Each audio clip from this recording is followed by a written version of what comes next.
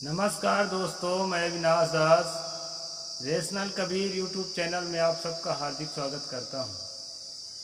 साथियों, यदि चैनल को सब्सक्राइब नहीं किए हैं तो सब्सक्राइब ज़रूर करें, शेयर करके अपने सभी मित्रों तक सभी ग्रुपों में पहुंचाएं, बेल आइकन को प्रेस करें, ऑल नोटिफिकेशन ऑन रखें ताकि चैनल का हर नया अपडेट आप तक पहुंच सके। लाइक और शेयर ज़रूर करें दोस्तों।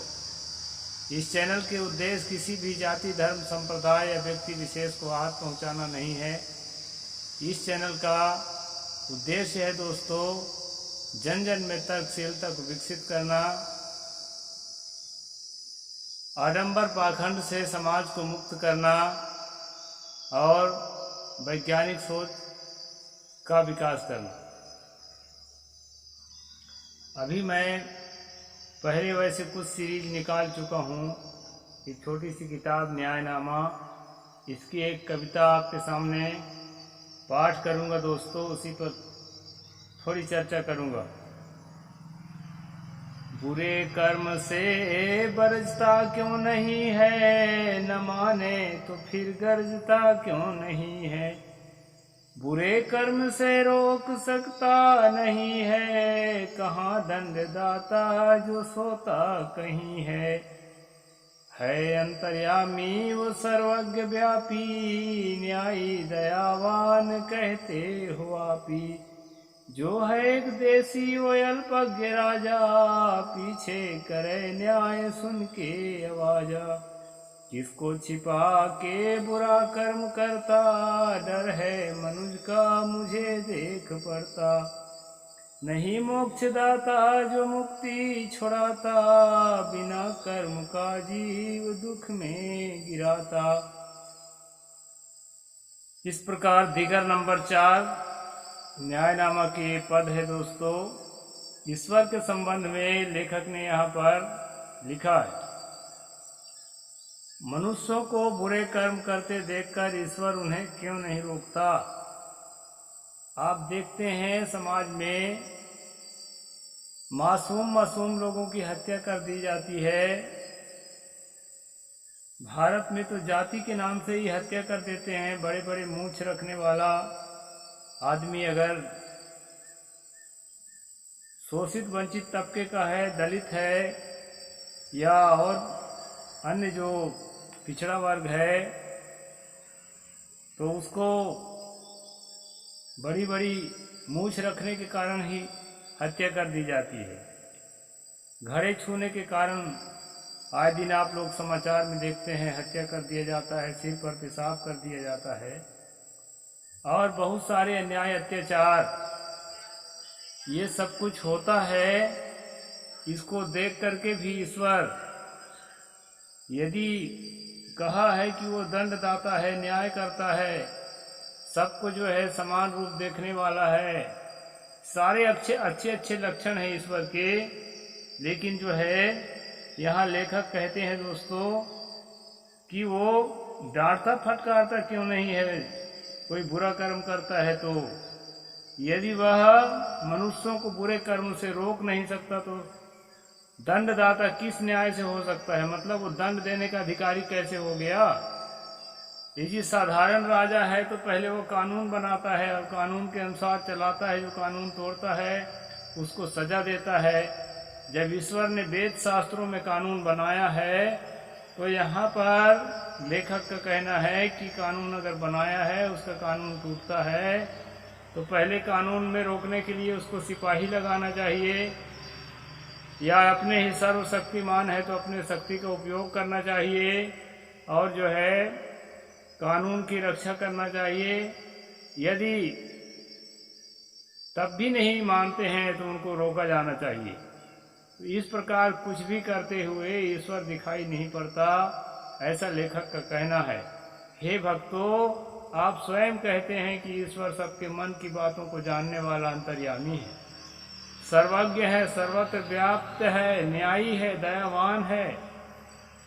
जो लोक में शासक राजा होता है वह मनुष्य होने से किसी एक स्थान पर रहता है, वह अल्पज्ञ भी है। मतलब जो राजा है, शासक है, आजकल जैसे न्यायिक व्यवस्था है, सुप्रीम कोर्ट का जज है, वह एक जगह दिल्ली में बैठा हुआ है और जो है उसको नहीं मालूम कि देश में क्या हो रहा है। जब उसके पास शिकायत आती है, फिर उसकी जांच पड़ताल किया जाता है, उसके जब सबूत मिलने लगते हैं तब समझ में आता है कि हाँ भाई इस तरह की घटना घटी है, तब जाकर के वो उसका न्याय करता है।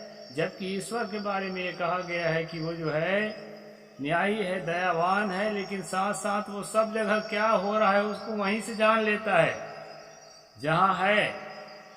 तो लेखक का कहना है यदि जज से ज्यादा शक्तिशाली है तो जज से ज्यादा एक्टिव क्यों नहीं है, और दयावान भी है। इस प्रकार यहाँ लेखक ने सवाल पैदा किया है दोस्तों। पीड़ित की आवाज सुनता है तब वो पीछे दुराचारियों को पकड़ने तथा दंडित करने का काम करता है। ईश्वर के विषय में समस्या नहीं है क्योंकि वह सर्वत्र सर्वज्ञ और सर्वशक्तिमान भी है, उसको सिपाही की जरूरत नहीं है। लोग किससे छिपकर बुरे कर्म करते हैं। मुझे तो यही समझ में आता है कि अपराधियों को अन्य मनुष्यों का डर है क्योंकि वो मनुष्यों से ही छिपते हैं। जो मुक्ति मार्ग से दूर कर दे वह मुक्तिदाता नहीं हो सकता। बिना कर्म किए वह जीव को दुख में गिरा देता है। यहाँ पर यह देखा जाता है कि कहते हैं कि ईश्वर के इच्छा के बगैर पत्ता भी नहीं हिलता। यदि जीव पाप करता है, कोई अपराध करता है, बुरा कर्म करता है, तो यहाँ लेखक कहते हैं कि वो जो है उनकी इच्छा से, उनकी प्रेरणा से ही काम कर रहा है, इसलिए जो है उस पर दोषी ईश्वर होना चाहिए। और यदि जीव को कष्ट देता है, सजा देता है, तो सजा देने का अधिकारी फिर नहीं ठहरता क्योंकि उसके साक्षित्व में सब जगह देख रहा है, उसके साक्षित्व में कर्म हो रहा है, वो रोक भी नहीं रहा है। और दूसरी बात उसी की प्रेरणा से भी हो रहा है क्योंकि उसके प्रेरणा बिना कुछ होता नहीं है। तो इस स्थिति में बिना गलत कर्म किए यदि जीव को दुख मिलता है, ईश्वर की ओर सजा मिलता है, कहते हैं प्रारब्ध भोग रहा है, अपने कर्म का दंड भोग रहा है। ऐसी स्थिति अगर दुख भोग रहा है तो लेखक का कहना है दोस्तों फिर वो ईश्वर जो है न्याय प्रिय नहीं हो सकता है। ऐसे ईश्वर की हमें बड़ी आवश्यकता है जो सर्वत्र सर्वज्ञ और सर्वशक्तिमान हो। मनुष्य की आवश्यकता है कि अगर ऐसा कोई हो जो सर्वज्ञ हो, सर्वशक्तिमान हो और सर्वत्र हो, सब कुछ जानता हो, सब कुछ करने में सक्षम हो और सर्वज्ञ हो। जैसे अभी मधु परमहंस के चेले खासकर फेसबुक में मुझे पोस्ट करते हैं कि आप जीव को ही श्रेष्ठ मानते हो, तो जीव सर्वज्ञ कहाँ है, सर्वशक्तिमान कहाँ है और सर्वत्र कहाँ उसकी शक्ति है। ईश्वर की शक्ति तो है। तो ये जो है गाना तो गा रहे हैं दोस्तों कि ईश्वर सर्वत्र है, ईश्वर सर्वशक्तिमान है, ईश्वर जो है सब कुछ कर सकता है, ईश्वर दयावान है, ऐसा गाना तो गा रहे हैं, लेकिन फील्ड में उसका काम कोई नहीं दिखा पाता। अगर सब जगह देख रहा है, सब जगह है, वो उपस्थित है और कहना चाहिए कि सब कुछ जान भी रहा है और सब कुछ करने में सक्षम भी है, तो ऐसा करते हुए आपको दिख कहाँ रहा है ईश्वर।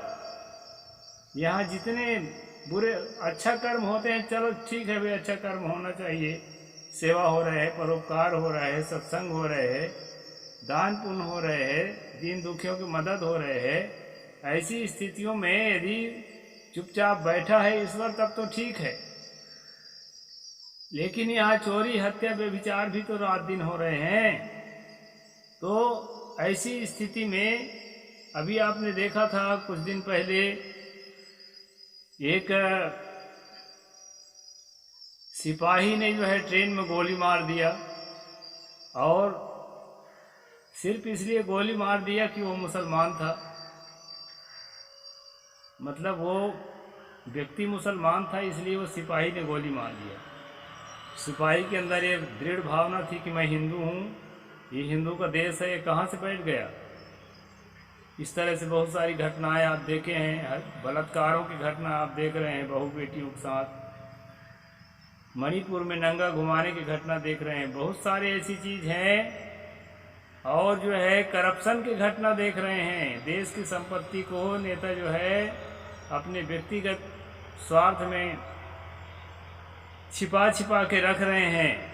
ये सारी चीजें हो ही रही है, लेकिन यहाँ जो है ईश्वर को कहीं भी न्याय करते हुए दिखा नहीं जा सका है। परंतु जैसे छोटी मछलियाँ बड़ी मछलियों को द्वारा खाई जाती है, वैसे कुछ बलवान लोग निर्बलों को चूसते हैं। लोग उपासना गृह में जाकर उपासना कर रहे बदमाश होते हैं, और जो है कभी कभी जो है ईमानदारी से उपासना कर रहा है, अपने ढंग से जो भी समझ रखा है, उन्हें गोली से भूनकर भाग जाते हैं।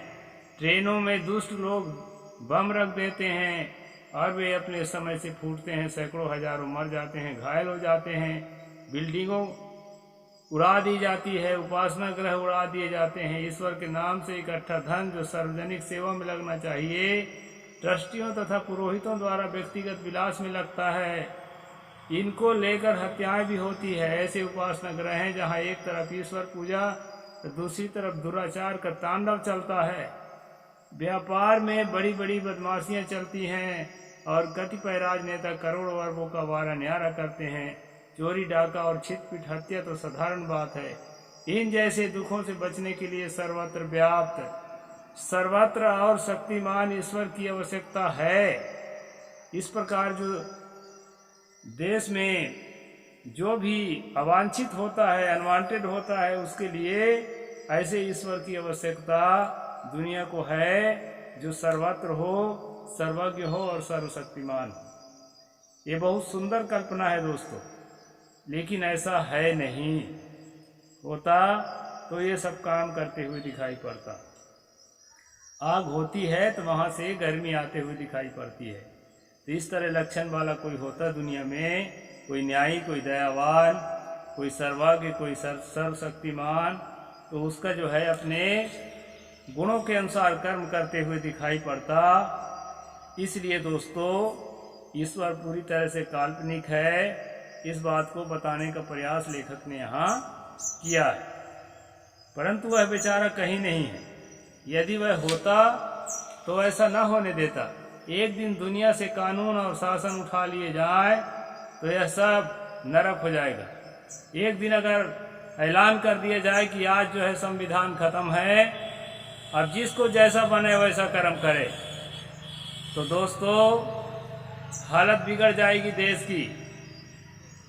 जो भी बलवान है, जो भी कई लोग जो है अभी चोर बदमाश नहीं है, लेकिन मन में चोरी बदमाशी की भावना है, तो वो जो है चोरी बदमाशी करना शुरू कर देंगे, गरीबों को लूटने लगेंगे। जंगल में आप देखते हैं जानवरों को, पानी में मछलियों को देखते हैं, छोटी मछली बड़ी मछली को खाती है। अरे उल्टा हो गया, बड़ी मछली छोटी मछली को खाती है। जंगल में जानवरों को देखते हैं कि निर्बल जानवर को सबल जानवर खा जाते हैं। तो इस प्रकार जो है दोस्तों मनुष्यों में ये भावना होती है। उस भावना से रोकने के लिए नियम, कानून और संविधान जो है काम आता है। वो तो मनु भी लिखा है कि संसार में साधु लोग बहुत कम हैं, इसलिए कानून की आवश्यकता है। तो कहने का मतलब है दोस्तों, अगर ईश्वर भरोसे, भगवान भरोसे दुनिया को छोड़ दिया जाए तो दुनिया नरक हो जाएगा। तो भगवान भरोसे दुनिया नहीं है, दुनिया हमारे और आपके भरोसे है। इसलिए हम और आप मिलकर के दुनिया को ठीक से चला सकते हैं। विश्वव्यापी नियम, कर्मों के मानसिक नियम तो हैं ही, जो करो सो भरो, परंतु बलवान ईश्वर बुराइयों से रोकने वाला नहीं है। क्रांतिकारी भगत सिंह ने एक बार दुनिया के ईश्वरवादों से पूछा था कि ईश्वर ने दुख भरी दुनिया क्यों बनाई। महर्षि कपिल ने तो हजारों वर्ष पूर्व ही यह पूछा था। ईश्वरवाद का दंभ रखने वाले सब पाप कर्म करते हैं, तब मनुष्यों से छिपाते हैं, उन्हें मनुष्यों से डर रहता है, ईश्वर से नहीं। सबसे अधिक ईश्वर की दुहाई तीर्थों और मंदिरों में चलती है और वहाँ पाप का बड़ा अड्डा होता है। मंदिर में ही दोस्तों, किसी भी धर्म के मंदिर में सबसे ज़्यादा पाप होता है, ऐसा यहाँ ईश्वर ने, लेखक ने बताया है। उन्हें मनुष्यों से डर रहता है। वहाँ जो पाप करते हैं मंदिरों में, सरेआम जो भी अन्याय अत्याचार करते हैं, उनको मनुष्यों से डर लगता है, ईश्वर से डर नहीं लगता, जबकि ईश्वर वहाँ पहले से मौजूद है, ऐसा कहा जाता है। सबसे अधिक ईश्वर की दुहाई तीर्थों और मंदिरों में चलती है, वहाँ पाप का सबसे बड़ा अड्डा होता है। गोस्वामी तुलसीदास जी दोहावली में कहते हैं, सुर सदननि तीरथ पुरीन निपट कुकाज कुलाज मनहु मवासे मार कबीर राजत सहित समाज। अर्थात देव मंदिरों, तीर्थों, पुरियों में अत्यंत घृणित कर्म होते हैं, मानो कलिकाल अपने दुराचार की सेना सहित वहाँ किला रोक कर बैठा है। यदि ईश्वर का स्वभाव है दुख भरा संसार बनाना और उसमें निरपराध जीवों को डालकर उन्हें दुख देना, बंधन देना, तो वह भोला है, यह मुक्तिदाता कहाँ हुआ। अगर दुखदायी संसार को बनाया है और उसमें दुख के तमाम कारण रखे हैं और लोगों को दुख देने में उसको मजा आता है, तो अच्छा आदमी तो वो ईश्वर को नहीं माना जा सकता है। यदि ऐसा है तो वह तो मुक्ति से हटाकर दुख में डालने वाला हुआ। ऐसे ईश्वर पर तो हमें ही दया आना चाहिए। इस तरह से जो दोस्तों लेखक ने यहाँ पर लिखा है, जो मैं आपको पढ़कर सुनाया, खास बात यह है कि ठीक से नहीं पढ़ने के कारण हम लोग ईश्वर ईश्वर रखते हैं। ठीक से जब पढ़ेंगे, मनन करेंगे, चिंतन करेंगे, तर्क से बातों को समझने का प्रयास करेंगे, तो ये पक्का हो जाएगा, तय हो जाएगा कि ईश्वर जैसी कोई चीज़ संसार में नहीं है, न संसार के बाहर नहीं है। हम ही लोग जो हैं दोस्तों संसार को अच्छा या बुरा बना सकते हैं। इसीलिए अच्छा से अच्छा संसार को बनाने के लिए इस प्रकार के धार्मिक आडंबरों से, धार्मिक विश्वासों से और इस प्रकार के धार्मिक कर्मकांडों से अपने आप को जो है मुक्त करना होगा। और मुक्त करने के बाद ही हमें समझ में आएगा। रही बात शांति के साधन के, शांति के लिए मनुष्य को सहज अवस्था में पहुंचना पड़ेगा, साधना करना पड़ेगा। अपने मन को संसार के विषय वासनाओं से, संसार के आकर्षण से, संसार की तृष्णा से अपने आप को अलग करने का जो मानसिक प्रक्रिया है, जिसको साधना कहते हैं, उसको अपना करके और शांति सुख पाया जा सकता है। इस प्रकार की किसी ईश्वर के भरोसे, कहते हैं भी है ना, देहात में भगवान भरोसे बैठे रहोगे तो कुछ नहीं होगा। तो इसी प्रकार किसी ईश्वर के भरोसे, किसी अल्लाह के भरोसे, किसी अन्य यहोवा परमेश्वर के भरोसे कोई काम नहीं होगा। आपको उठ खड़ा होना होगा और आत्मनिर्भर होकर के सारा काम आप जब करेंगे तभी आपका काम सफल होगा। दोस्तों हमारा काम सफल होगा। साहिब बंदगी। जय जोहार, जय भीम, जय भारत।